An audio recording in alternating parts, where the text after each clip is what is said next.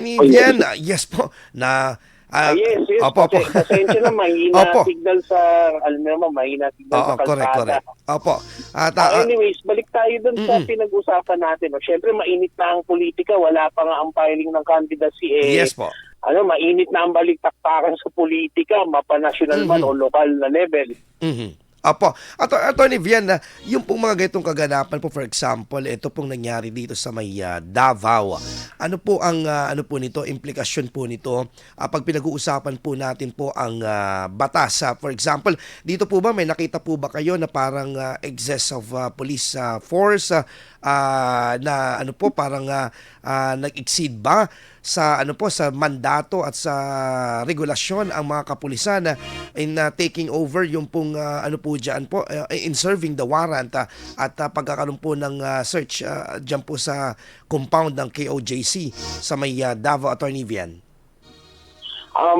Kasi ganito po yan yung kasing pananaw niyan ay medyo relative Mhm. nagkakaroon ng problema pag nagkakaroon na ng issue ng politika sa ganyang pag-uusap kasi Mhm. kung makikinig tayo sa mga iba't ibang mga kuro-kuro, Opo. lahat naman sila kung tutuusin, may mga basihan naman sila. Mhm. May iba nagsasabi na masyado meron daw excess of force, di ba? Dahil Yes. Oo. syempre bakit tumatambay yung mga kapulisan doon sa compound may mga nagsisimba doon, Mhm. anong tawag dito, may pumapasok doon ng mga estudyante. Mhm. On the other hand naman, yung iba naman din sinasabi nila na syempre sinusunod lang ng ng kapulisan yung kanilang utos na i-serve yung warrant of arrest. Mhm. So hindi naman hindi naman din nila i-serve yun. At kung meron silang report na nandun pala sa compound yung hinahanap nila, talagang yun doon talaga ang pupuntahan nilang lugar, Mhm. di ba? Pero, Kaya pero, lang pero kasi, using ang the nangyayari sa attorney, proseso, Apo. Attorney, using the 2,000 na mahigit po ng mga kapulisan, do you think ito po ba ay ano, tapos arestuhin ay isa, ay ano po ba ito? Parang appropriate po ba ito kung batas ang pag-uusapan natin? Depende. Yun nga yung nakakatawa doon kasi syempre kung ilalagay niyo po sa argumento na Mm. isa lang yung hinahabol ninyo, siguro masyado marami nga ang 2,000. Mhm. Mhm. Pero kung may 2,000 na sumugod na pulis pero meron ding sumalubong sa kanila, Mhm. mukhang tama din naman yung naging desisyon din nila, di ba? Na Mhm. magbukuha ng 2,000 na mga nakapulisan doon, di ba? So, Mhm. minsan di mo Yung sitwasyon, di oo. mo matangka, di ba? Oo. Oo. So depende sa sitwasyon, attorney. Opo, depende po talaga Mhm. sa sitwasyon po yan, di ba? Mhm. Siyempre, nasa pag-iinterpreta na yun kung kaninong panig ka makikinig, di ba? Mhm. Doon nagkakaroon ng, kung tutuusin, ang kawaan na iipis sa gitna yung, siyempre tayong mga nag-oobserba o Oo. Yes. nanonood, siyempre, na ano tayo parang ano ba yan, madali, yung iba sinasabi warrant naman yan, ba't hindi na nasumuko? Although naintindihan ko din naman yung kabilang panig, siyempre Mhm. hindi nila isusuko yung karapatan din nila para ilaban yung sa korte, di ba? Sa Oo. ngayon, nangyayari naman, di ba? Pero dito po sa ano po recent development po, attorney, ito pong paglalabas ng Davao City Regional Trial Court sa temporary na pagtigil sa operation police operation. Kailan po ba ito nangyayari kapag sa batas po ang pag-uusapan po natin at pwedeng hilingin kapag ganito po ang sitwasyon, attorney? Well, yung hiningi kasi na actually hiningi, nakakuha yata sila ng temporary protection order kasi Apo. ang ginamit yata ng mga taga-KOJC writ of amparo. Mm. Kasi ang writ of amparo, pwede ka kasing humingi ng temporary protection order na siyempre itigil nila yung premises, yung pagtambay ng mga pulis doon. Mhm. Kasi parang feeling nila parang ang dahilan yata yung security nila siyempre yun nga, may eskwelahan doon, may simbahan. Parang nakakailang kasi, di ba, may may mga kapulisan, hindi mo magawa yung dapat mong gawin na normal. So nangingi sila ng TPO, okay? Pero syempre, depende, hindi ko alam kung anong susunod na gagawin ng kapulisan doon. Apo. Kasi syempre, kung nanghinting sila doon at kung may tinutugi sila doon na nandun na sila, sinasabi nila, malapit na nilang matugis, mahuli yung tinutugis nila, syempre magiging isang medyo balakid yun, di ba? So, hindi ko alam kung anong gagawin nilang susunod na solusyon para malagpasan yung balakid na yun. Ano po ang magiging pwedeng implikasyon po nito pag ang saligang batas o yung umiiral na batas po sa Pilipinas ang pag-uusapan natin, yung usapin po dito po sa ganito pong ano po na sigalot between the PNP and the KOJC, ano po ito implikasyon po sa ano po natin po batas po sa Pilipinas? Kung susumahin ninyo po, Idol Marca, kung sumusunod lang ang kapulisan dun sa utos, syempre ginagawa lang nila ang trabaho nila. Ang nangyayari nga lang dahil masyadong high profile yung kaso, nagkakaroon talaga ng malaking implikasyon na parang ang dating napaka-nationwide na, di ba? Pero kung susumahin nyo lang, syempre, ginagawa lang ng kapulisan yung trabaho nila. Ako, naintindihan ko naman din yung kabilang panig kasi syempre, gusto nilang ilaban yung karoon. Pero ako lang naman, ang panalangin ko lang naman sa kanila magkaroon na sila ng parang peaceful solution kasi alam niyo yun, syempre kung talaga mananaig ang hustisya, babayaan na natin na gumalaw yung hustisya, di ba? Kung talagang alam niya na walang kasalanan siya, siguro I think it might be better surrendering, di ba? Yun lang naman nakikita ako doon. Kasi nangyayari, nagkakaipitan pati yung mga kasama niya sa pananampalataya, nadadamay din doon sa storya, di ba? Okay. Anyway, all eyes now is in Davao. Hindi lang po ito patungkol po sa KOJC, kundi yung pong pinupuntirya din ng ilang pong mga asunto ngayon na kini-question. For example, kasi alam naman natin ito, ang nakarang administrasyon ay baluarte itong pinag-uusapan natin ngayon na lugar na Davao. Yes, Opo, itong usapin po na ito, is there any remedy in our existing law, attorney, na kung ikaw ay for example ay hindi ko sinasabi na meron ditong biktima, pero kung sakaling biktima ka ng political oppression, tinatawag po natin, may remedy po ba ito sa batas po natin, attorney? Siyempre siyempre meron tayong normal na proseso sa korte, di ba? Siyempre ang kailangan na nating bantayan mabilis ma-protekta mo yung right mo to speedy trial kung hindi ka naman ganong kayaman, di ba? Kaya nga, meron tayong public attorney's office. Pero kung susumayin natin sa wala nga tayong tinitingnan kung mahirap or mayaman, di ba? Siyempre, ilalaban mo pa rin yung mga karapatan mo bilang akusado, di ba? So, siyempre, ang presumption pa rin naman is yung meron kang, you're presumed innocent until proven guilty, di ba? Then of course, kailangan yung trial mo mabilisan para magkaroon ng hustisya agad, 'di ba, yung kaso. Okay po. Pero in a constitutional law expert perspective, attorney, paano po ba natin makakategorize na ang isang laban ay napupolitika na po or politically motivated or sabi natin na you are a victim of a political oppression?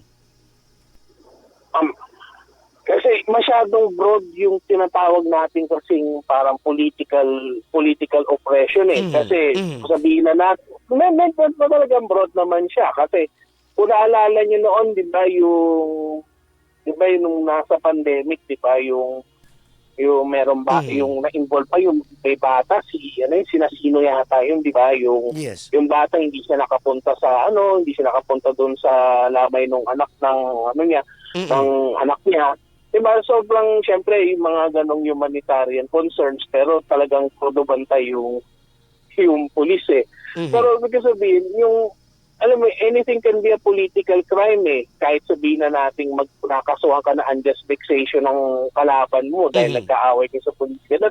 anong tawag dito? That's an example of a political oppression kasi pinipigilan mo yung salita mo. Mhm. Pero syempre makikita mo naman yon kung for example kalaban mo may bigat na politika, di ba? Correct. Kung isusuma natin yun sa nangyayari ngayon sa Davao, syempre hindi natin maaalis yung issue ng politika kasi syempre yung tinutugis ngayon, syempre ma-impluwensya siya at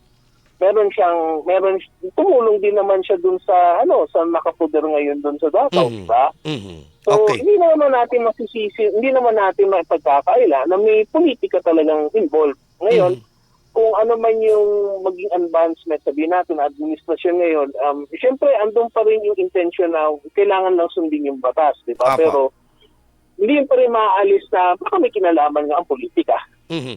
Last two question lang ako, attorney pa. I'm sure kasi ikaw ay nasa biyahe pa. Attorney, last two question. Yung una po is do you believe that pwedeng maharap po sa seryosong kaso ng treason si Attorney Harry Roque dahil po sa ginawa pong panawagan na pagpapatalsik sa rehimen ito pong present administration? Kung susundan natin ang batas ngayon, kung siya ay nagtatawag na ipabagsak supposedly yung administrasyon, hindi kasi siya treason kasi yung treason kasi kailangan meron kang giyera eh. Pero more or less, maaari siyang kasuhan ng sedition kasi Sedition. yung sedition yung angkop na ikakaso mo pag nag-aaya ka na mag-aklas eh. Ang tawag ng sedition. Pero Okay. hindi siya treason. Pero yung treason kasi medyo technical yun, ibig sabihin nun, may ginawa kang katraidoran habang may gera, parang kumampi ka sa kalaban mo sa Yes. gera. Yung sedition, hinihikayat mo na mag-aklas ka, 'di ba? Sa nakaupo ngayon by either speeches or either slogans, mga ganong mga paraan. So this is the beauty of talking into sa mga expert po kasi dahil alam mo attorney kasi ito nabasa lang po natin po sa isang headline ng online ito credible news pa naman to kaso lang yung pong terminology kasi dito po talaga nagkakatalo and tama yung sinabi po ninyo meron pong technicalities in using these terminologies na dapat maging maingat tayo lalo na sa mga mamamahayag.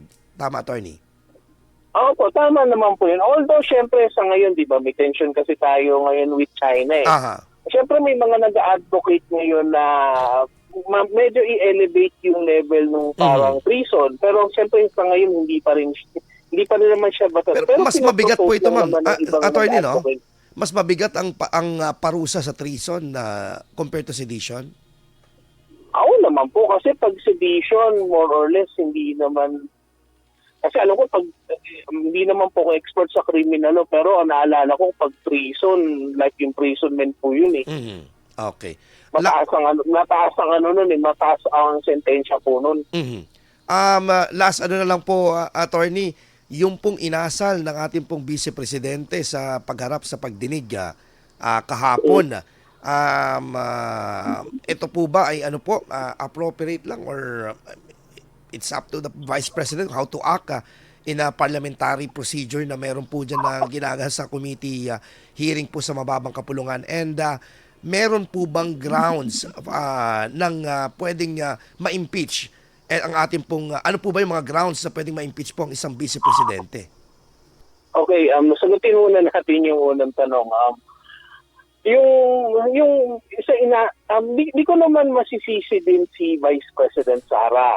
Siguro nanghihingi siya ng kasi may di ba may tinatawag tayo na separation of powers kasi sa gobyerno, di ba? So hiwalay executive, hiwalay ang legislative, hiwalay ang judiciary.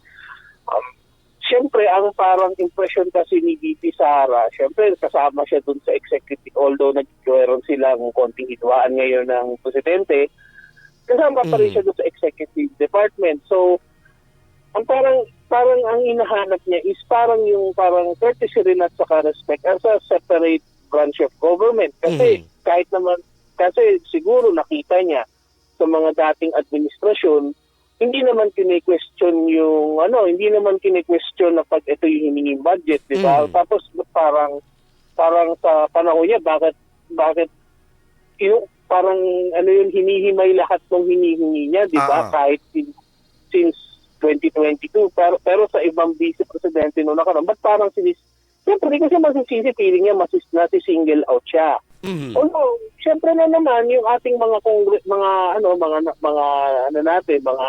congressmen natin at saka senador, siyempre ginagawa lang din naman na trabaho nila. Especially siyempre sila Senator Risa o si Congressman Franz Castro, di ba? Siyempre, ang trabaho nila is to fiscalize, di ba? Yes. So, kasama sa trabaho yun, siyempre, yun nga lang, hindi naman maiwasan yung ganyan na siyempre magiging impression ngayon parang pinupolitika ka nga talaga, di ba? Okay. Tapos doon sa last question, yung sa question mo about impeachment, depende po yun kung may makitang acts kay VP Sara na pasok sa impeachment kasi kung babasahin yung ang Constitution, kailangan meron kang ma-prove dyan like high crimes, kasama din yung treason, kasama yung culpable violation of the Constitution, di ba? Ilang impeachment naman na tayo eh. Apo. Although, mukhang hindi mo naman yata makakasuhan ng treason si VP Sara kasi tinanong din yata siya yesterday sa Senado. About West Philippine Ang Sea. sabi niya, dun sa congressional hearing, sabi naman niya, naniniwala naman siya doon sa arbitral ruling. So, tingin ko naman, wala naman siyang sinasabing against sa gobyerno or sa Pilipinas in general, di ba? Pero dito sa mga pondo po na usapin po ng mga pondo, attorney, do you think ito po ay pwede mag-substantiate ng possible impeachment sakali sa isang vice presidente? Well, sa nakaraang mga experience natin sa impeachment, kung naalala nyo, si President Estrada, although na-EDSA to siya, pero nagsimula sa salve niya yun. Actually, personal na account niya yun, di ba? Yes. Yung mga Chief Justice Corona, salve din yung ginamit.